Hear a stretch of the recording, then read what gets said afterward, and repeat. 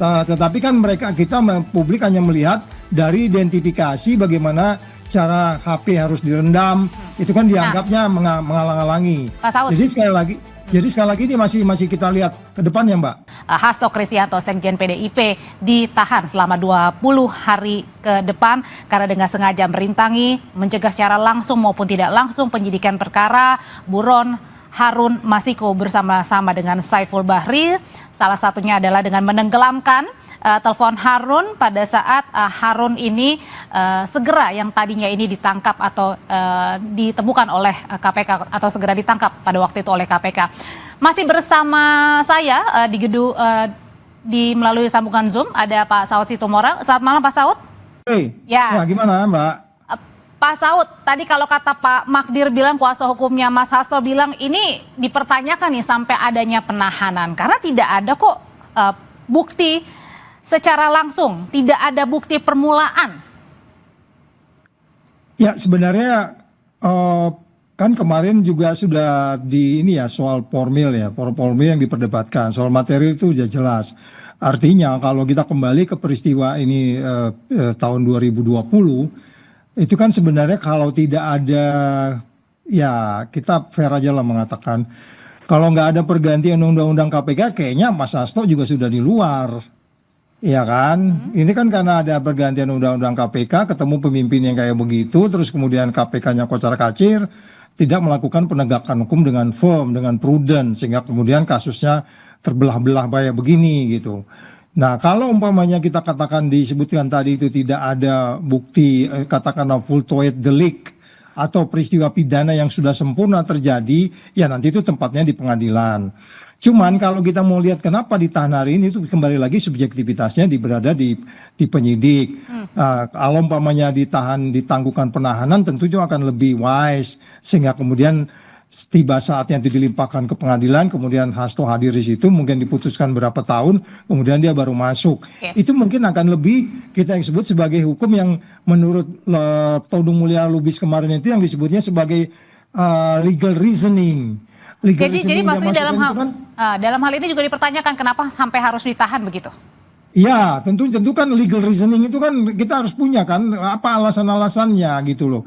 Bagaimana kita mengidentifikasi kasus itu, bagaimana menerapkannya, bagaimana argumentasinya. Tadi kan argumentasinya lawyer kan jelas, dia nggak akan menghilangkan barang bukti, dia nggak akan kemana-mana, terus apalagi mau dihilangkan. Jadi argumentasi itu yang sebenarnya harus dijawab.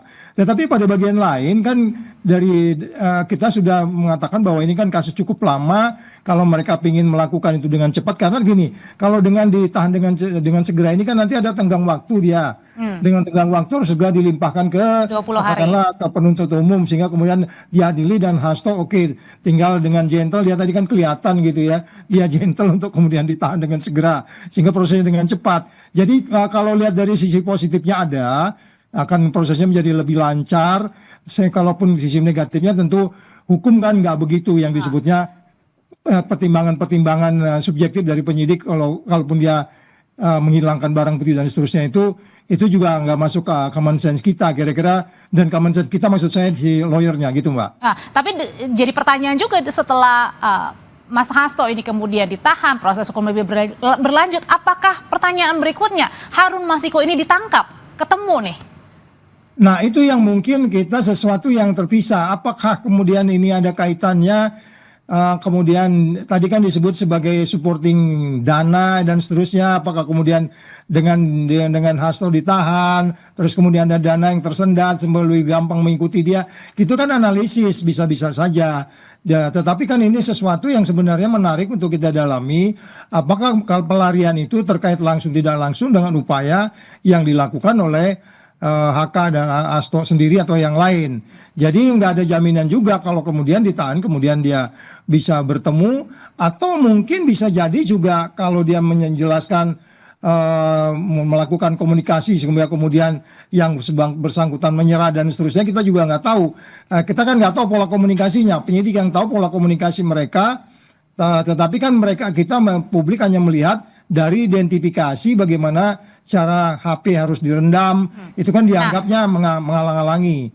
Jadi sekali lagi ini masih kita lihat ke depannya Mbak. Oke, sambil kita memantau juga ya apa yang sedang terjadi di KPK, karena di depan gedung KPK juga ini ada selain Magdir, kemudian juga ada Bang Adian Napitupulu, ada Rika Ciptaning juga yang memang sejak dari pagi ini mengawal terus Sekjen PDIP pada saat diperiksa oleh penyidik KPK hari ini. Tapi yang juga jadi menarik adalah pada saat tadi pernyataan dari KPK, Pak Saud ini lebih banyak menekankan kepada kasus perintangannya, bukan kasus suapnya. Kenapa ini kira-kira?